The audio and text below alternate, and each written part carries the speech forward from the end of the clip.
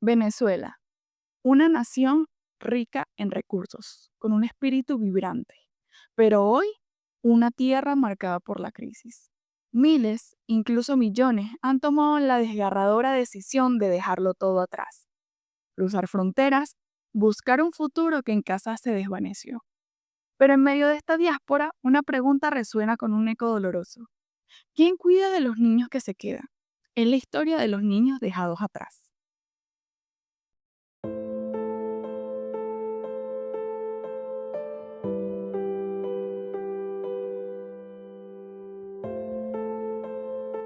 La crisis económica en Venezuela ha forzado a más de 7 millones de personas a abandonar el país, una de las mayores migraciones de la historia reciente de América Latina. Familias enteras se desintegran, no por voluntad, sino por la imperiosa necesidad de sobrevivir. Y con frecuencia, los más vulnerables, los niños, quienes cargan con el peso invisible de esta decisión. Hola, me llamo Santiago Varela y tengo 14 años. Yo vivo con mi abuela desde hace muchos años, pero antes vivía con mi mamá pues, en la misma casa, pues, pero tengo mucho tiempo viviendo con mi abuela. Puedo decir que me siento cómodo con la convivencia de mi abuela, no hay tensiones, no hay problemas ni nada, hay convivencia mutua. Definitivamente todo influye, ¿ok? Todo influye, ¿por qué? Porque tenemos al adolescente o al niño que es muy apegado a la figura paterna o ambas figuras y de repente me quitan mi estabilidad, ¿ok? Como, por supuesto, en todas las áreas, en todas las demás áreas, o sea, no podríamos decir, mira, en esta área más, porque por supuesto cada ser humano y cada niño es distinto, tienen crianzas distintas, se manejan diferentes tipos de afectos dentro de la relación, pero definitivamente todo se va a ver afectado: escolaridad, estabilidad emocional, relación padre e hijo, relación con el resto de los familiares, por supuesto, muchas veces o casi siempre, temas de autoestima, de autovaloración, de amor, entre otros. Entonces, definir un área como tal es complejo porque va a depender de acuerdo a cómo el niño está siendo criado, a el ambiente que el niño está incluido y por supuesto la reacción de cada niño. La culpa y la angustia son compañeras constantes para estos padres. Viven con la esperanza de un reencuentro, pero la distancia se convierte en una barrera emocional y física. La promesa de una vida mejor para sus hijos se convierte en una carga pesada, una deuda emocional impagable. Como ya lo mencioné anteriormente, existen las entidades de atención que pueden ser públicas o pueden ser privadas. Mayormente aquí, por lo menos en el municipio de Valencia, son privadas. Creo que en el Estado, el Estado Carabobo no tiene una entidad de atención pública como tal. Existe una entidad de atención en el municipio de Guacara, específicamente en Yagua, que se llama La Mariposa y el Coquito, que está administrada por el organismo IDENA. Pero ¿qué sucede con esa entidad de atención? Lamentablemente esa entidad de atención nada más recibe usualmente a niñas o adolescentes del sexo femenino, no reciben niños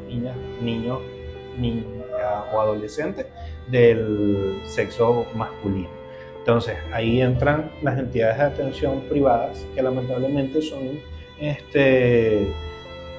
entidades sin fines de lucro, reciben ayuda de donaciones privadas, ya sea empresas o a veces hasta el mismo Estado. Inclusive los consejos de protección también donan incentivos como ya sea camas, sábanas, ropa, la misma comida, porque muchas veces las entidades de atención no se abastecen lo suficiente para la cantidad de niños que hay actualmente en esas casas de abrigo. En el caso de que los padres emigren, por supuesto el niño va a quedar con un cuidador, ¿no? Lo primero que tenemos que evaluar es qué tan presente ha sido el cuidador en la vida del niño. ¿Por qué? Porque si digamos que el cuidador es un hermano, un tío lejano que simplemente se está haciendo cargo porque no hay opción, entonces estamos hablando de un gran impacto en la vida del niño y por supuesto en la vida del cuidador. ¿Por qué? Porque ¿quién eres tú que vienes ahorita a tomar una responsabilidad y no te conozco. Entonces también influye mucho cuál es el rol del cuidador. Como también hay casos donde simplemente son los abuelos que han vivido toda la vida en casa con los niños, hay una cercanía y por supuesto el niño se va a sentir más familiarizado. Más sin embargo, eso no quiere decir que la familiarización o el sentimiento de que estoy con mis abuelos o estoy con una tía que ha vivido toda la vida conmigo va a sustituir a papá y mamá. Nunca jamás papá y mamá va a ser reemplazables. Muchos de estos niños son dejados al cuidado de abuelos, tíos o incluso hermanos mayores, quienes a menudo carecen de los recursos emocionales y económicos para afrontar esta nueva realidad. La estructura familiar se resquebraja y el apoyo emocional, esencial para el desarrollo infantil, se diluye. Mi madre no podría decir que me abandonó, no porque lo quiso, sino que lo requería. No la culpo, ahora lo entiendo, no la culpo. Yo me quedé con mi tía, ella me recibió con los brazos abiertos, pero nunca dijo que no al abrir las puertas de su casa para mí y para mi hermanita. Mi mamá fue en busca de una mejora en su vida, pero nunca supo cómo ordenar su vida. Trabajé en los autobuses día tras día. Mariara es una ciudad, como gran parte de Venezuela, una ciudad calurosa. Y cuando tú tienes 16 años, al mediodía, tú lo que quieres es estar acostado, simplemente hacer nada. Veía a mis otros primos y bien vestidos, los veía hasta saludables, no gordos, saludables, fuertes. Yo estaba esquelético, yo estaba hasta anémico, me faltaban vitaminas, sin decir lo que tenía mi hermana. Mi hermana le faltaba peso, o sea, era difícil. Y el trabajo, eso es lo que he mantenido en mi mente, trabajo.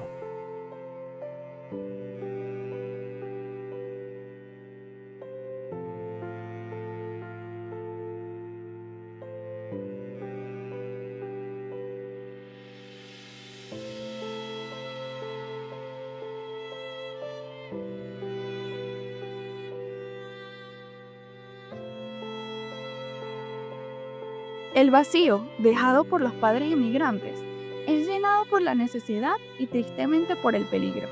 Los niños, al ser más susceptibles, se convierten en objetos fáciles para aquellos que buscan aprovecharse de su desesperación. La ley establece que ningún adolescente puede trabajar, mucho menos pidiendo en la calle. Eso ya es indigente. Muchas veces la ley no está enfocada, o la legislación venezolana no está enfocada más que todo en el castigo. El sistema judicial venezolano está más que todo enfocado en la rehabilitación del ciudadano. O sea, cuando por lo menos, y esto me voy a meter un poco en el tema ya penal, cuando una persona va presa o privada de libertad por algún delito, el sistema penal venezolano está enfocado más en la rehabilitación, más que solamente en la penalización. Por eso es que la máxima pena aquí en Venezuela está, creo que estipulada en 30 años, ¿ok? Ya más de eso no se puede, de hecho no existe una sumatoria de penas. O sea, no es que si una persona roba, mata y viola, nada más se le va a acusar la pena máxima en todo caso, los 30 años, lo cual a veces suena injusto, pero las cárceles venezolanas, según lo que dice la ley, esto es nada más lo que está escrito en papel, están enfocadas en la rehabilitación de esa persona que cometió ese delito. Ahora, volviendo al tema que nos atene, que es la rehabilitación de los padres que están fuera. Lamentablemente, la LOMNA no los va a castigar como tal, a menos que ellos lleguen aquí a Venezuela. Vamos a poner un supuesto. papá y mamá se fueron del país supuestamente buscándole un mejor futuro a su hijo. Se fueron para hacer dinero fuera del territorio nacional con la promesa de regresar. Abuela se hace cargo del niño, solicita su medida de protección, posteriormente su medida de colocación familiar ante tribunales, y ya cuando papá y mamá regresan al país, tienen que solicitar la revocatoria de esa medida de colocación familiar o medida de protección para que la custodia, en este caso, de ese niño, niña o adolescente pueda regresar a sus padres.